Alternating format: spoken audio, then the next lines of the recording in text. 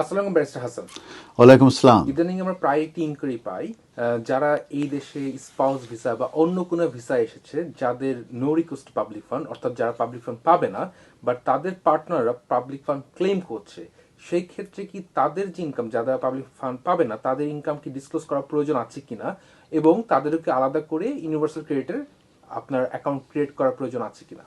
এক্ষেত্রে আনসার হচ্ছে ইয়েস।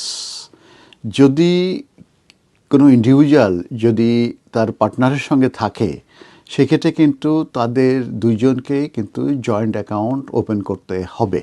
তো ইউনিভার্সাল ক্রেডিট ক্লেম যদি একজন পার্টনার সে যদি এমন হয়ে থাকে যে ওই ব্যক্তি সাবজেক্ট টু ইমিগ্রেশন কন্ট্রোল এবং সেটা with no request to public fund যদি হয়ে থাকে, সেই ক্ষেত্রে কিন্তু বোথ পার্টনার্সকে মাস্ট ক্রিয়েট করতে হবে অনলাইন অ্যাকাউন্টস এবং সেটাকে লিঙ্ক করতে হবে।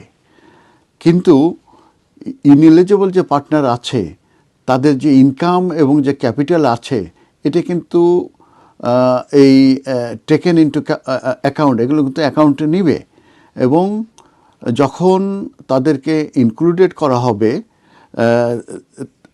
যখন তাদের সেভিংস এবং ইনকাম যদি বা টেকেন ইনটু অ্যাকাউন্ট, সেক্ষেত্রে কিন্তু they are not included in the payment কিন্তু তাদেরকে পেমেন্ট ক্যালকুলেশনের সময় কিন্তু তাদেরকে নেওয়া হবে না, কিন্তু তাদের সেভিংস বা ইনকামকে কিন্তু অ্যাকাউন্টে তারা ক্যালকুলেশনে নিবে।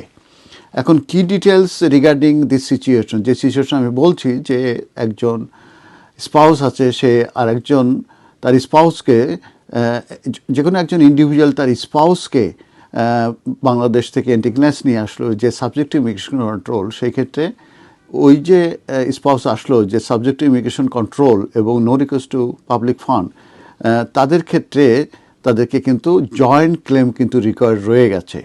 এটা কিন্তু তারা মাস্ট অ্যাপ্লাই করবে together. Department for work and pension তাদের কিন্তু প্রয়োজন রয়ে গেছে ডিটেলস ফর বোথ পিপল, দুজনেরই কিন্তু ডিটেলস তাদের প্রয়োজন রয়ে গেছে। সেক্ষেত্রে এটা কোনো ইস্যু না যে একজন ইনএলিজিবল, তার মানে একজন এলিজিবল না, এটা ইস্যু না, কিন্তু দুজনের কিন্তু ডিটেলস ডিডাব্লিউপির লাগবে। এবং অ্যাকাউন্ট লিঙ্কিংয়ের একটা ব্যাপার আছে, যেটা হচ্ছে ইচ পার্টনার সেক্ষেত্রে তাদেরকে অবশ্যই তাদের আলাদা আলাদা অ্যাকাউন্ট খুলবে, ওন অ্যাকাউন্ট খুলবে অনলাইনে। খোলার পরে ওই দুইটা অ্যাকাউন্টকে কিন্তু তাদেরকে লিঙ্কড আপ করতে হবে। আর payment calculation, universal credit award কিন্তু এটা ইউজুয়ালি পেড করা হয়ে থাকে একটি সিঙ্গেল পারসন রেট হিসাবে, based on the eligible partner. যে এলিজিবল পার্টনার তাকে সিঙ্গেল পারসন হিসাবে কিন্তু এই পেমেন্ট ক্যালকুলেশনের এই রেটটা কিন্তু তাকে দেয়া হয়। তার কারণ হচ্ছে যে এই যারা person subject to immigration control যে পার্টনার থাকছে, সে কিন্তু এই পাবলিক ফান্ড ক্লেম করতে পারছে না। এরপরে যেটা আছে ইনকাম ক্যাপিটালের কথা, আমি একবার বলেছি, আবারও বলছি যে ইনকাম এবং সেভিংস যে পার্টনারের আছে, যে partner subject to immigration control, সেটা কিন্তু still taken into account to determine the amount of universal credit.